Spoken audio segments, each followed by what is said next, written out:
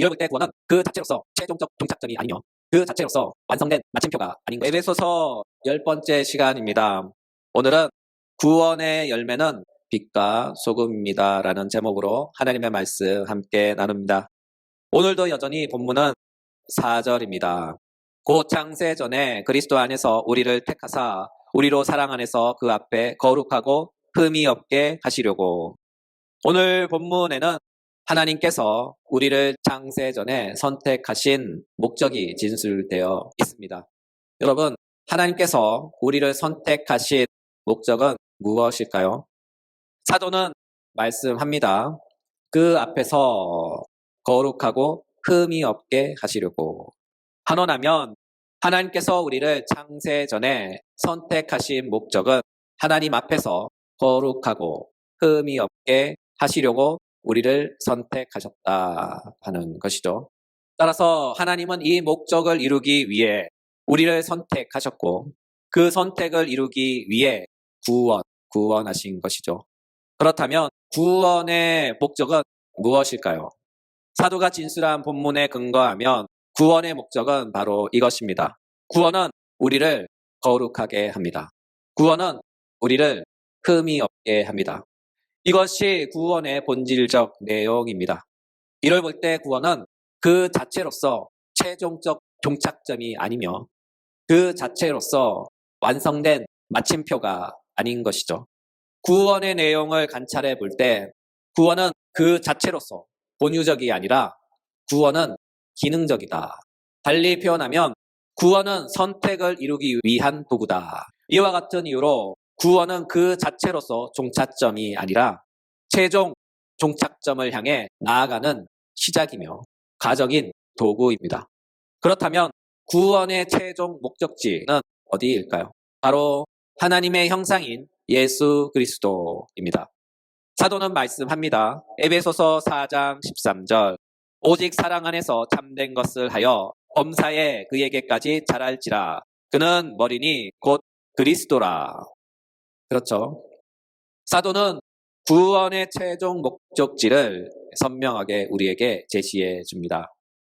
그는 머리니 곧 그리스도라.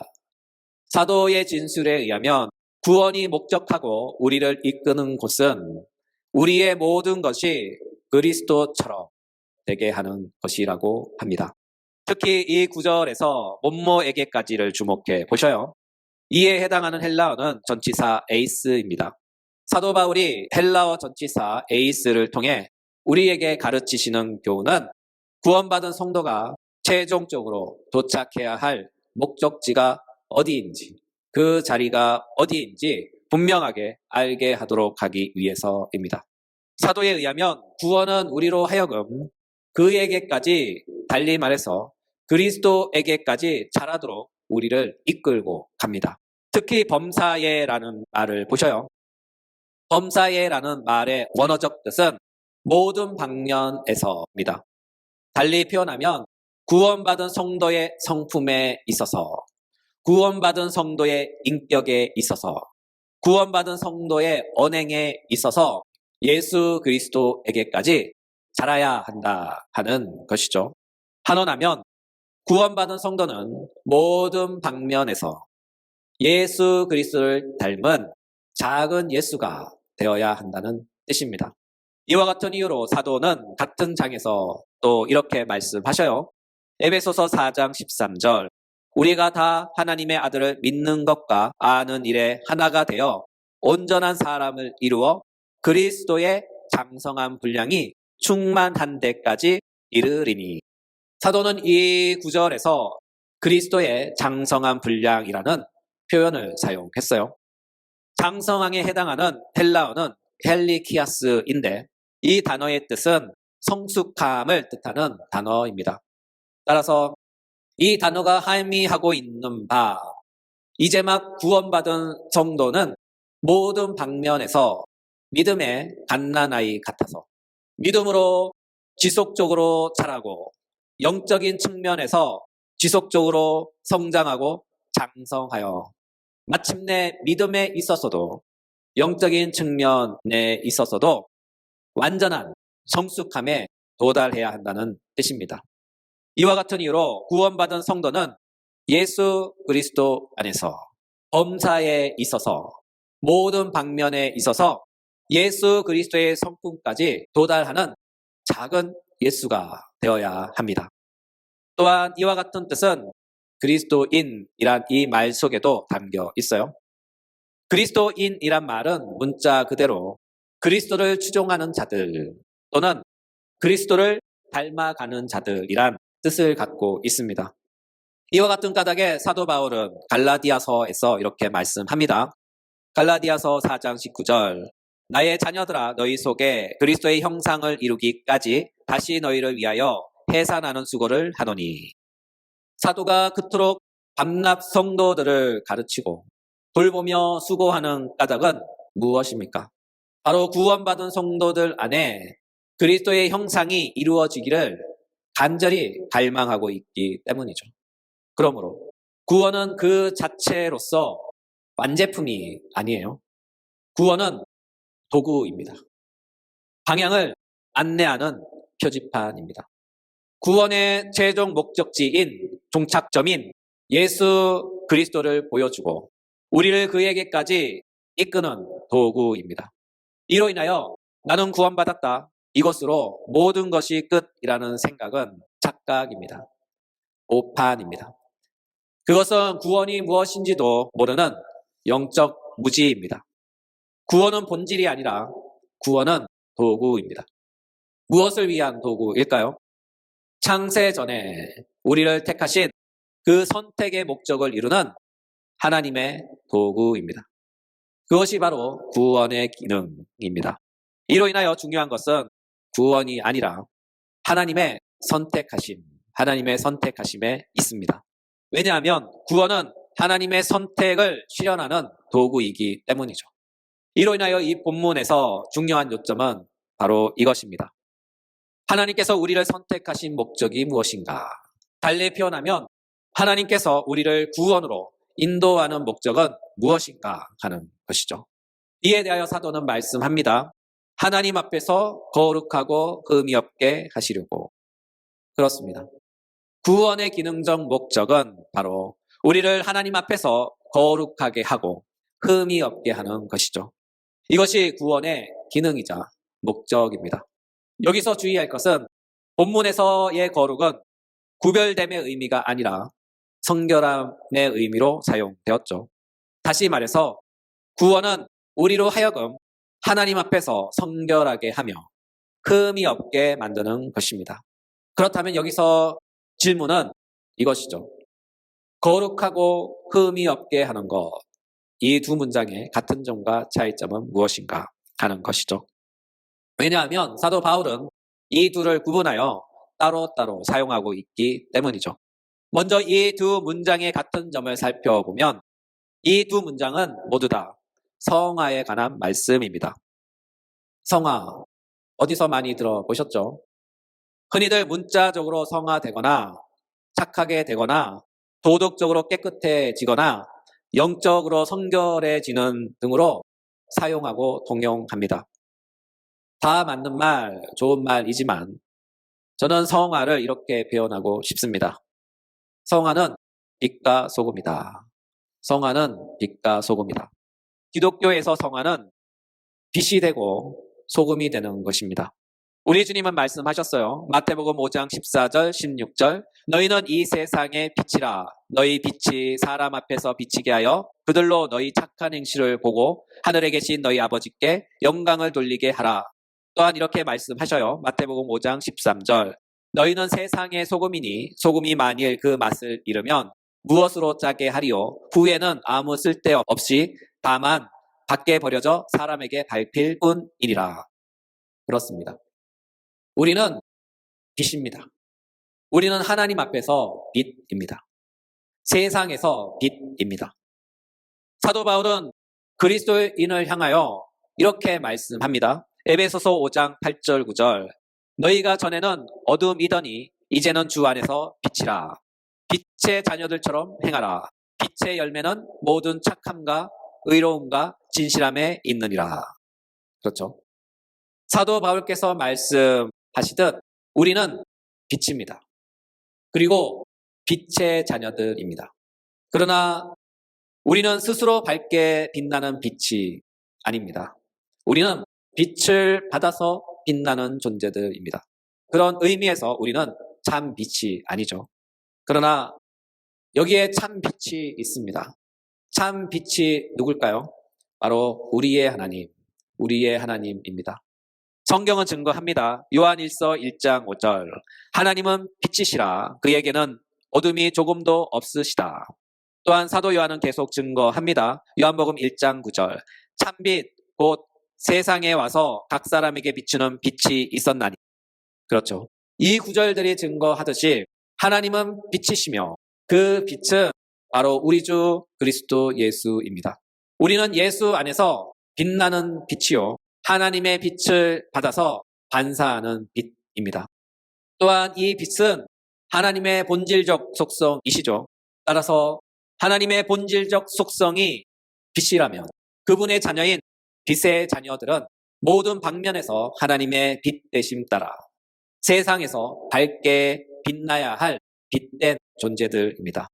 또한 우리 주님은 우리를 향하여 이렇게 말씀하셨어요. 너희는 소금이라.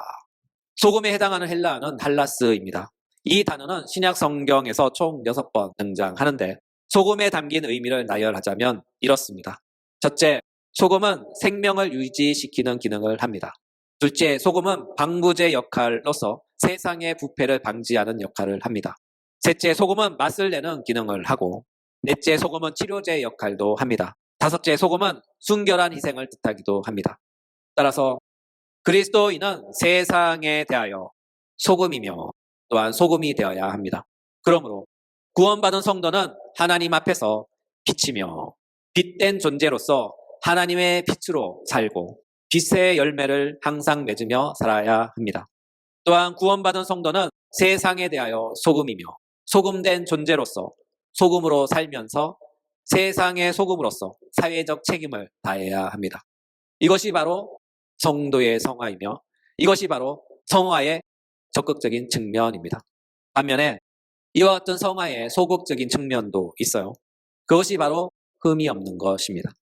한마디로 책 잡을 것이 없다. 그런 말이죠. 달리 표현하면 꼬투리 잡을 것이 없다. 아무리 약점을 찾으려 해도 꼬투리를 잡으려 해도 너무나 완벽하고 온전하여 도저히 잘못을 찾을 수 없다 하는 그런 뜻이죠. 이것이 바로 성화의 소극적인 측면입니다. 이 모든 것을 요약하면 구원은 창세전에 선택받은 우리가 하나님 앞에서 빛으로 살아가게 하고 이 세상에서 소금으로 살아가게 합니다. 그렇다면 우리는 구원을 통하여 어떻게 하나님의 빛이 되고 구원을 통하여 하나님의 소금이 될 수 있을까요? 바로 사랑을 통해서입니다. 사도는 본문을 통하여 말씀하시죠. 그의 사랑 안에서. 이 표현은 여러모로 주석가들 사이에 논란이 많은 표현입니다. 그러나 저는 에베소서 안에서 이렇게 해석하고 적용하는 게 더 낫지 않나 하는 생각이 듭니다. 바로 하나님의 사랑인 율법 안에서 거룩하고 흠이 없게 하신다. 하나님의 사랑. 여기서 하나님의 사랑은 다양한 측면에서 다양하게 해석되며 사용됩니다. 이 말은 하나의 정답으로 해석되고 적용되지 않는다 하는 그런 뜻이죠. 이렇듯 다양한 의미로 하나님의 사랑은 사용이 됩니다. 따라서 본문에서 사도 바울께서 사용하시는 사랑의 의미를 본문의 뉘앙스와 문맥을 따라 해석할 때 에베소서 안에서 사랑에 대한 용례는 다름 아닌 율법입니다. 요한일서에 보면 우리가 아주 잘 아는 유명한 말씀이 나와요. 요한일서 4장 8절. 하나님은 사랑이심이라. 어디서 많이 들어보셨죠? 그런데 이 말씀을 쭉 따라가다 보면 이 말씀의 종착점에 이르러 이런 말씀이 나와요. 요한일서 5장 3절. 우리가 하나님을 사랑하는 것은 이것이니 우리가 그의 계명을 지키는 것이라. 또한 우리 주님도 말씀하셔요. 마태복음 22장 37절 40절. 예수께서 이르시되 내 마음을 다하고 목숨을 다하고 뜻을 다하여 주 너의 하나님을 사랑하라 하셨으니 이것이 크고 첫째 되는 계명이요 둘째도 그와 같으니 내 이웃을 내 자신같이 사랑하라 하셨으니 이 두 계명이 온 율법과 선지자의 강령이니라. 또한 이로 인하여 사도 바울은 이렇게 말씀하셔요. 로마서 13장 8절에서 10절. 피차 사랑의 빛 외에는 아무에게든지 아무 빛도 지지 말라. 남을 사랑하는 자는 율법을 다 이루었느니라. 간음하지 말라, 살인하지 말라, 도둑질하지 말라, 탐내지 말라 한 것과 그 외에 다른 계명이 있을지라도 내 이웃을 내 자신같이 사랑하라 하신 그 말씀 가운데 다 들었느니라. 사랑은 이웃에게 악을 행하지 아니하나니 그러므로 사랑은 율법의 완성이니라. 사랑은 율법의 완성이니라. 따라서 우리가 구원을 통하여 거룩하고 흠이 없게 되는 것은 바로 그의 사랑 안에서입니다. 한원하면 우리는 구원 안에서 하나님의 사랑인 율법을 통하여 거룩하게 되고 또한 흠이 없게 되는 것이죠. 이로 인하여 종교개혁자인 칼빈은 본절을 이렇게 해석하고 표현했어요. 순수한 양심의 거룩입니다. 그러므로 구원은 하나님의 선택을 받은 우리로 하여금 하나님의 사랑인 율법 안에서 그 율법을 통하여 우리로 하여금 거룩하고 흠이 없게 합니다.